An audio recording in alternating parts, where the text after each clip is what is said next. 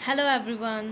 Today we will start a new chapter of accountancy and the name of the chapter is depreciation. Let's start this chapter with its meaning. हर एक business में कुछ fixed assets होती हैं like machinery, building, furniture, right? और अगर हम उसे use करेंगे तो उनकी वैल्यू भी कम होती है। एक टाइम पीरियड के बाद उनकी वैल्यू बिल्कुल ख़त्म भी हो जाती है, ऐसा टाइम भी आ जाता है। तो जो ये एसेट्स को कंटिन्यूसली यूज़ करने से जो एसेट्स की वैल्यू डाउन होती है ना, जो एसेट्स की वैल्यू कम हो जाती है, that is what we call depreciation. Here it is, fall in the value and utility of such assets. Such means fixed assets. Due to their constant use, उनका लगातार यूज़ करने से and expiry of time या उनका time expire हो जाने से, that is what is termed as depreciation. Let's read features of depreciation to understand its meaning more clearly. Depreciation का मतलब है फिक्स्ड एसेट की वैल्यू में गिरावट आना, एक्सेप्ट लैंड, क्योंकि लैंड जो है उसकी प्रॉपर्टी वैल्यू होती है, उसकी डेप्रिसिएशन वैल्यू नहीं होती, उस पर डेप्रिसिएशन नहीं लगता है चाहे आप उसे यूज़ कर रहे हैं। Second is such fall is of a permanent nature. ऐसा नहीं है कि अगर आपने कोई एसेट यूज़ की, उसकी वैल्यू डाउन हो गई और नेक्स्ट ईयर अगर आप वो एसेट यूज़ नहीं करेंगे तो उसकी वैल्यू रिवाइव हो जाएगी, ऐसा नहीं होता। एक बार जो वैल्यू डाउन हो गई वो डाउन हो गई, उसकी ओरिजिनल कॉस्ट को दोबारा रिस्टोर नहीं किया जा सकता। Depreciation is gradual and continuous process. Gradual means लो और कंटिन्यूसली चलते हैं रहने वाला प्रोसेस है, because the value of asset will decline either by the constant use और obsolescence due to expiry of time. या तो उसका लगातार यूज़ करने की वजह से उसकी वैल्यू कम हो जाएगी, किसकी, एसेट की, या फिर टाइम हो जाने के बाद वो चीज़ बेकार हो जाती है तो उसकी वैल्यू कम हो जाती है। Fourth is depreciation is not the process of valuation of asset. Depreciation का ये मतलब नहीं है कि एसेट की वैल्यू निकालना, अब एसेट की क्या वैल्यू है, but process of allocation of the cost of an asset to its effective span of life. इसका मतलब है जो आपकी एसेट की कॉस्ट है उसे पूरी लाइफ में, उस एसेट की जो 10 साल 15 साल जितनी भी लाइफ है, उस लाइफ में उस कॉस्ट को डिवाइड कर देना। एलोकेशन इज़ बांट देना। तो कभी भी ये मत समझना कि डेप्रिसिएशन का मतलब है एसेट की वैल्यू फाइंड करना कि आज एसेट की कितनी वैल्यू है। डेप्रिसिएशन का काम ये नहीं है, डेप्रिसिएशन का काम है कॉस्ट को बांटना, एसेट की कॉस्ट को एसेट की पूरी लाइफ में बांट देना। Next is it decreases only the book value of asset, not the market value. हम इसकी बुक वैल्यू को कम करते हैं, यानी कि जो बैलेंस शीट में वैल्यू दिखाते हैं, जो हमारी बुक्स में वैल्यू दिखाते हैं, उसमें इसकी वैल्यू को कम किया जाता है, बट मार्केट वैल्यू डिफरेंट हो सकती है। The term depreciation is used only in respect of tangible fixed assets, क्योंकि जो टेंजिबल चीज़ें हैं उन्हीं पर ही, उन्हीं फिक्स्ड एसेट्स को ही डेप्रिशिएट किया जा सकता है। But it is not use for wasting assets like mines, oil wells. इसके लिए वर्ड डेप्रिसिएशन यूज़ नहीं होगा, ठीक है, इसके लिए अनदर वर्ड यूज़ होता है and that word is depletion. ठीक है, तो डेप्रिसिएशन सिर्फ टेंजिबल फिक्स्ड एसेट के लिए टर्म यूज़ होता है। It is a non cash expense. ये बहुत ही इंपॉर्टेंट पॉइंट है, बट ये लास्ट में दिया हुआ, राइट? क्योंकि देखो जब भी डेप्रिसिएशन लगाया जाता है ना, इससे किसी को आपको पेमेंट नहीं करनी है, कैश आउटफ्लो नहीं होता है, कैश कहीं नहीं जाता है, इसलिए ये नॉन कैश एक्सपेंस है। Okay, now we will read about कि डेप्रिसिएशन होने के क्या क्या कारण हो सकते हैं। कॉन्स्टेंट यूज़, अगर आप फिक्स एसेट का कंटिन्यूसली यूज़ करोगे तो वियर एंड टियर, यानी जितना यूज़ करोगे उतना उसकी वैल्यू रिड्यूस होगी, ये तो एक नेचुरल सी बात है। Second is expiry of time. हो सकता है कि जो एसेट की टाइम पीरियड था वो पूरा हो जाए। लेट्स से अगर एक बिल्डिंग है, बिल्डिंग को चाहे यूज़ ना भी किया जाए, बट जो नेचुरल फोर्सेस है जैसे कि रेन, विंड, वेदर, वो तो बिल्डिंग को अफेक्ट करेंगे ना, तो उसका टाइम एक्सपायर होने के बाद भी एसेट की वैल्यू डिक्रीज़ हो जाती है, यानी कि टाइम के साथ एसेट की वैल्यू ख़त्म हो जाती है। Third is by expiry of legal rights. एक ऑप्शन होता है लीजिंग का। लीजिंग में क्या होता है कि हम एक पर्टिकुलर एसेट को किसी और पर्सन से ले लेते हैं जो उसका एक्चुअल ओनर होता है, for a particular time period, for a certain time period. Let's say कि 10 साल के लिए हमने किसी और की एसेट ले ली और उसके बदले में हम उसे कंपनसेशन देते हैं। तो जब ये टाइम पीरियड पूरा हो गया, जब ये 10 साल पूरे हो गए, now you have to return that asset back to the real owner. In this way अगर लीगल राइट एक्सपायर हो जाते हैं, then you have to return that asset and it will turn into the zero value of your asset, right? तो आपको जो पूरा जो 10 साल का आपका खर्चा है, आपने जो भी पे किया वो आपको डिवाइड करना पड़ेगा इन 10 सालों में। बाय ऑब्सोलेंस, जब नई टेक्नोलॉजी आती है, नए मेथड्स आते हैं, तो पुरानी जो टेक्नोलॉजी है, पुरानी एसेट्स जो है वो क्या हो जाती है, ऑब्सोलेट, ख़राब हो जाती है, उसे चेंज करना पड़ता है, तो ऑटोमेटिकली उनकी वैल्यू ज़ीरो हो जाती है due to change in new technology, due to change in technology. By accident, अगर एक्सीडेंट हो जाता है, फायर हो जाती है, अर्थक्वेक, फ्लड या किसी भी तरह का डैमेज हो जाता है, देन इससे भी एसिड की वैल्यू क्या होती है, डाउन। डिप्लेशन अभी बताया था, जो वेस्टिंग एसिड के लिए वर्ड यूज़ किया जाता है वो डिप्लेशन होता है। माइंस, ऑयल वेल्स, ये भी ख़त्म होते हैं, इनको कॉन्स्टेंटली यूज़ करेंगे, तो for that we use the word depletion. Depletion is also the reason of reduction in value of an asset. By permanent fall in market value, जैसे कुछ शेयर्स होते हैं जो काफ़ी लंबे टाइम से ही लॉस में चल रहे होते हैं, डाउन, उनकी मार्केट वैल्यू डाउन हो जाती है, तो जब मार्केट वैल्यू परमानेंटली डाउन हो जाती है तो वो भी डेप्रिसिएशन का रीज़न होता है, आपके एसेट की वैल्यू को डिक्रीज़ करेगा डेफिनेटली ना। तो question arises, why do we do depreciation, हम डेप्रिसिएशन क्यों करते हैं, हम डेप्रिसिएशन एसेट्स पर क्यों लगाते हैं, what is the reason behind it. First reason is for us attaining the true profit और लॉस। डेप्रिसिएशन को एक्सपेंस कंसीडर किया जाता है which will definitely reduce the value of profit. तो अगर आपको एक ऑर्गेनाइजेशन की, एक बिज़नेस की ट्रू प्रॉफिट के बारे में इंफॉर्मेशन लेनी है, then it is necessary to charge depreciation, क्योंकि डेप्रिसिएशन से एसेट्स की वैल्यू तो डाउन होती है ना। Second is for showing the true and fair view of the financial position, अपने फर्म की, अपने बिज़नेस की करेक्ट फाइनेंशियल पोजीशन दिखाने के लिए, यानी कि आज के टाइम में आपकी जो एसेट्स हैं वो एक्चुअल में कितनी वैल्यू रखती है। आज से कुछ साल पहले ख़रीदी होगी तो डेफिनेटली उनकी वैल्यू ज़्यादा होगी, बट आज उसकी क्या वैल्यू है वो शो करने के लिए। To ascertain the accurate cost of production, यानी कि जो एक बिज़नेस ने प्रोडक्शन किया है किसी चीज़ का, उसकी एक्चुअल कॉस्ट कितनी आई। जब एक्चुअल कॉस्ट पता होगी तभी तो सेल प्राइस डिटरमाइन होगा, उसमें प्रॉफिट ऐड करके। अगर डेप्रिसिएशन को एक्सपेंस नहीं लिया गया, प्रोडक्शन की कॉस्ट में नहीं लिया गया, तो फिर जो आपको एक्चुअल प्रॉफिट हो रहा है ना, वो आपका एक्चुअल प्रॉफिट नहीं है, क्योंकि रियल प्रॉफिट तो उससे काफ़ी कम होगा, डेप्रिसिएशन को तो कंसीडर ही नहीं किया जाएगा। तो कॉस्ट ऑफ प्रोडक्शन को एक्यूरेटली कैलकुलेट करने के लिए भी डेप्रिसिएशन को चार्ज करना ज़रूरी है, डेप्रिसिएशन को कैलकुलेट करना ज़रूरी है।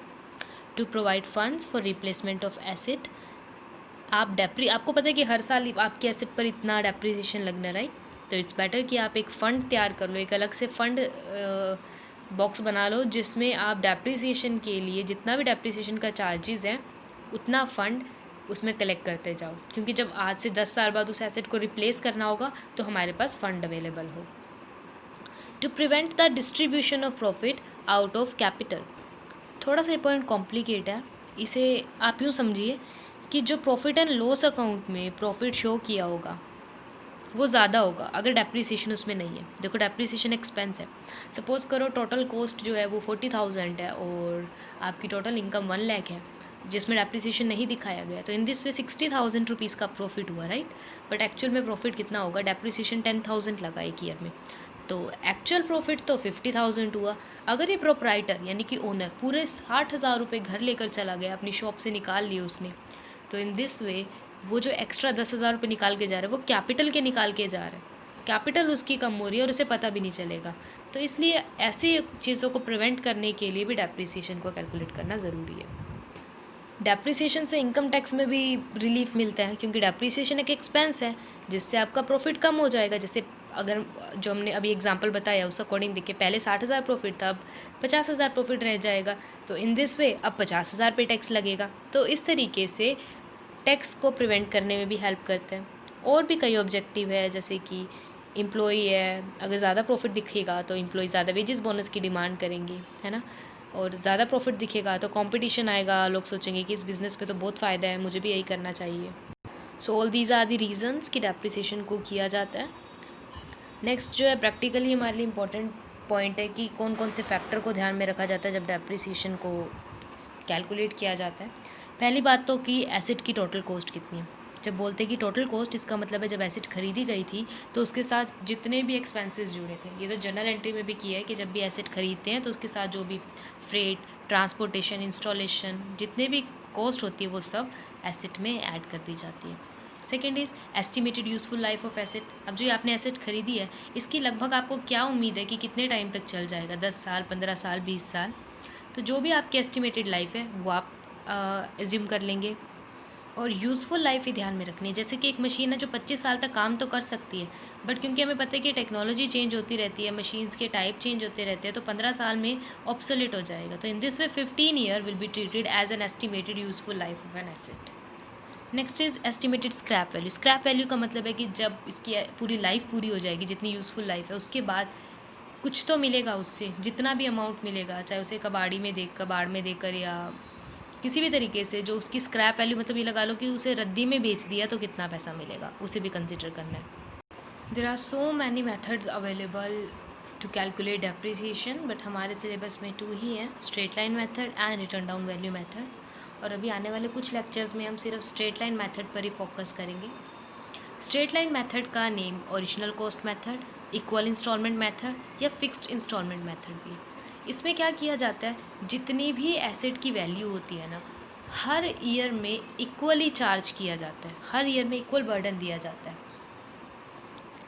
यानी कि इस मेथड से एंड में एसेट की वैल्यू ज़ीरो होती है, सब प्रॉपर डिवीज़न होता है। जैसे कि यहाँ देखो, अगर आपको डेप्रिसिएशन कैलकुलेट करना है कि कितना ईयरली डेप्रिसिएशन रहेगा, तो पहले तो लिख दो कि एसेट कितने की है, फिर उसमें से एस्टिमेटेड स्क्रैप वैल्यू को माइनस कर दो, और देन जो अमाउंट आएगी उसे estimated life of an asset से डिवाइड कर दो। जैसे कि सपोज़ करो 1 लाख की एसेट है और 15,000 स्क्रैप वैल्यू है, मतलब कि अगर उस मशीन को 10 साल यूज़ कर ले तो 10 साल के बाद वो 15,000 में बिक जाएगी। And the depreciation return of will be, तो डेप्रिसिएशन कितना होगा, 1 लाख में से 15,000 माइनस करेंगे, that is original cost of asset में से एस्टिमेटेड स्क्रैप वैल्यू माइनस कर देंगे और डिवाइड करेंगे नंबर ऑफ ईयर से, जितनी उसकी लाइफ है, 10 ईयर्स है। इन this way every year depreciation कितना चार्ज किया जाएगा, 8500 एवरी ईयर। 10 सालों तक लगातार उस मशीन का 8500 डेप्रिसिएशन शो करेंगे।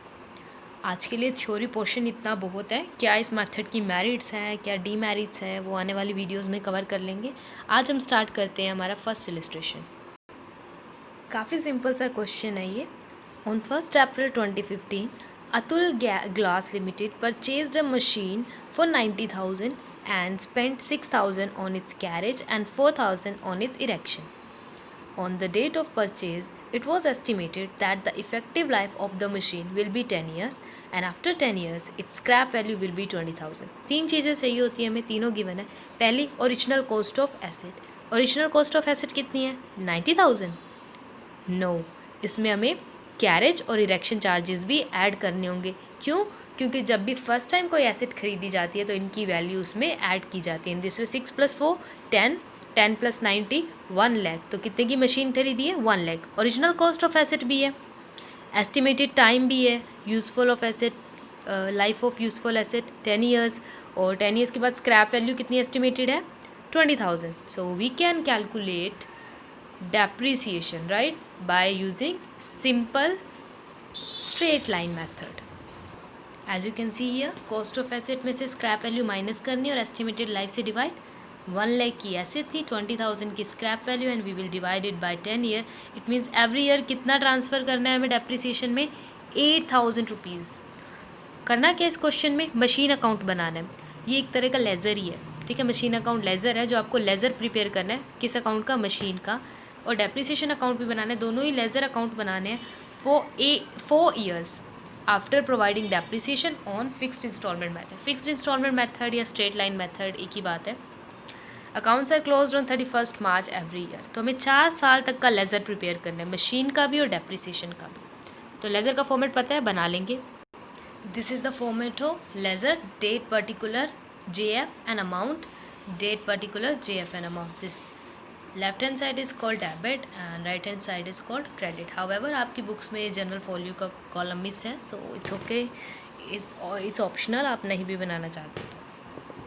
क्वेश्चन स्टार्ट कैसे होता है, जब आप मशीन खरीद रहे हो, यानी कि जो अतुल ग्लास लिमिटेड है, जो मशीन को खरीद रहा है, कब खरीदे, 1 अप्रैल 2015। वी नो कि मशीन क्या है, एसेट है। और जब एसेट बिजनेस में बढ़ती है तो उसे क्या किया जाता है, debit. Increase in asset is debit. Machine account real account है तो रियल अकाउंट का क्या रूल होगा, debit what comes in, credit what goes out. Machine आ रही है तो मशीन को क्या करेंगे, डेबिट करेंगे।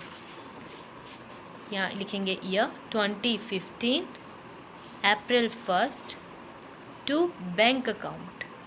यहाँ पर तीनों के अलग अलग चार्जेस आएंगे, लाइक 90,000, फिर हमने स्पेंड किए हैं 6,000, फिर स्पेंड किए हैं 4,000। रीज़न क्या है, बैंक की है, हर वक्त पेमेंट ही की है, बैंक अकाउंट। ब्रैकेट में लिखेंगे reason, carriage to bank account. Installation. अच्छा, दूसरी बात है कि जो डेप्रिसिएशन चार्ज होगा वो ईयर के एंड में चार्ज होता है। एंड वी नो कि डेप्रिसिएशन की वजह से एसेट की वैल्यू कम होती है, तो जब एसेट की वैल्यू कम होगी तो उसे क्रेडिट साइड नोट किया जाएगा। एसेट की वैल्यू कितनी कम हो रही है, एवरी ईयर 8,000 रुपीज़ से कम करना है। अप्रैल 1 2015 से ये स्टार्ट है और बुक्स जो क्लोज़ होती है मार्च 31 को होती है। यहाँ पे मेंशन भी है कि बुक्स कब क्लोज़ होती है, 31 मार्च को। तो 2015 से ये स्टार्ट हुआ, तो यहाँ आते आते डेट क्या हो जाएगी, 2016 हो जाएगी। किस वजह से कम हो रही है मशीन की वैल्यू, डेप्रिसिएशन की वजह से। कितनी वैल्यू कम हो रही है, 8,000 रुपीज़। तो मार्च 31 को अब कैलकुलेट करेंगे कितने की मशीन रह गई। जब कितने की रह गई के लिए हम क्या यूज़ करते हैं, CD, closing balance of asset. For that we have to add it, sorry 1 lakh था ना, 1 लाख। जब भी अकाउंट को क्लोज करते हैं तो क्या करते हैं, डबल लाइन लगाते हैं ना, तो you have to mark double line. तो 1 लाख में से 8,000 गए, 92,000 रुपीज़। जो 2016 ईयर का यानी 2015 to 16 ईयर का क्लोजिंग बैलेंस था, वही 2016 to 17 का ओपनिंग बैलेंस बनेगा। Then you will write here to balance BD कितना बैलेंस था, 92,000 रुपीज़। इतने की एसेट अब बाकी। अगेन 2016 को ईयर स्टार्ट हुआ, 2017 को ईयर क्लोज होगा, मार्च 31 लास्ट डेट होगी। अगेन बाय डेप्रिसिएशन, क्योंकि डेप्रिसिएशन से एसेट की वैल्यू कम हो रही है। ईच ईयर कितना डेप्रिसिएशन चार्ज करना है, 8,000। तो by balance CD, again closing. Close कैसे करते हैं अकाउंट को, 92,000, 92 में से 8 गए, 84,000। एंड अगेन ये भी मार्च 31 को है, ये 2018 के लिए क्या बन जाएगा, opening balance to balance BD। अब कितने की एसेट है, 84,000 रुपीज़ की। अब लगेगा 2019 पर मार्च 31 बाय डेप्रिसिएशन अकाउंट 8,000। अगेन इस अकाउंट को क्लोज करना है, 84,000 से क्लोज होगा। मार्च 31 को बाय बैलेंस CD कितना अमाउंट आ जाएगा, 76,000 रुपीज़। इस तरह से 2020, सॉरी यहाँ तो 2019 आएगा ना, क्योंकि ये मार्च 31 2019 है, तो यहाँ अप्रैल 1 2019 आएगी। ऊपर भी मैंने मिस्टेक कर दी, यहाँ 2017 है तो यहाँ 2017 आएगी, और यहाँ 18 आएगी, और यहाँ भी 18 आएगी, और फिर यहाँ 19। ठीक है, तो इस ईयर में क्लियर रखना है, ऐसी मिस्टेक्स नहीं करनी है। जैसे 2016 था तो नेक्स्ट भी 2016 आएगा, 2017 तो 2017 ही होगा, नेक्स्ट 2018 तो 2018। 4 ईयर तक का बनाना है, मतलब 2015 से 2016 1, 2016 से 17 2, 17 से 18 3, 18 से 19 4। इस तरीके से आपको ये अकाउंट बनाना है।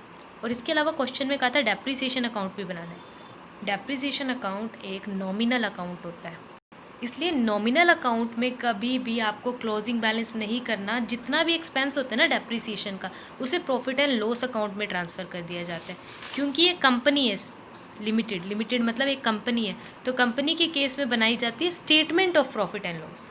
अगर कोई प्रोपराइटरशिप या पार्टनरशिप हो तब तो हम प्रॉफिट एंड लॉस अकाउंट लिख देते हैं, बट जब बात हो कंपनी की तब हम यूज़ करते हैं term statement of P&L। In this way you will prepare depreciation account. जैसे कि 31 मार्च 2016 को पहली बार डेप्रिसिएशन लगा था, तो हम यूज़ करेंगे टर्म टू मशीन अकाउंट, 8,000। अब इसे क्लोज नहीं करना क्योंकि इसका क्लोजिंग नहीं होता। जो 8,000 है ना, उसी year statement of profit and loss में ट्रांसफ़र कर दिया जाता है। नॉमिनल अकाउंट को क्लोज नहीं किया जाता, उनको साथ के साथ statement of profit and loss में ट्रांसफ़र कर दिया जाता है। 4 साल तक का बनाना तो 4 साल का ऐसे होगा। So that's it for today. Hope you understand today's lecture. In case of any problem, you can contact me. As a homework, you have to do first practical question. Thank you.